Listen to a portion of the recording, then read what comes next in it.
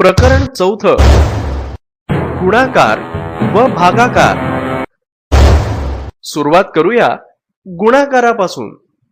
एक गाव होतं, रामपूर. सर्व गावकऱ्यांनी मिळून गावात हस्तकलेचा गृह उद्योग करण्याचा निश्चय केला. उद्योग सुरू करण्यापूर्वी त्यांना भांडवल हवं होतं. त्यासाठी प्रत्येक घरातून 125 रुपये जमा करण्याचं ठरवण्यात आलं. अशी एकूण 212 घरं गावात होती.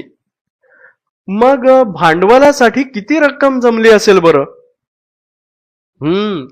जमलेली रक्कम काढण्यासाठी आपण गावातील एकूण घरं व घराघरातून काढलेली रक्कम यांचा गुणाकार करू.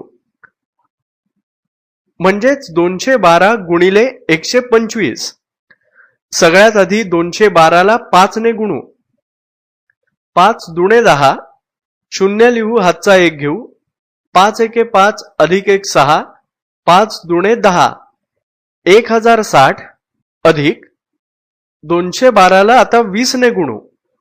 212 गुणिले 20. शेवटी एक शून्य लिहू. बे दुणे 4. बे एके बे.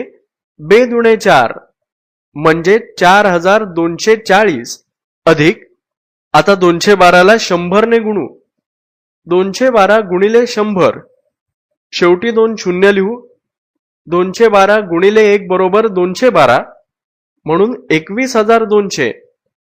आता तिन्हींची बेरीज केल्यावर संख्या मिळते 26500.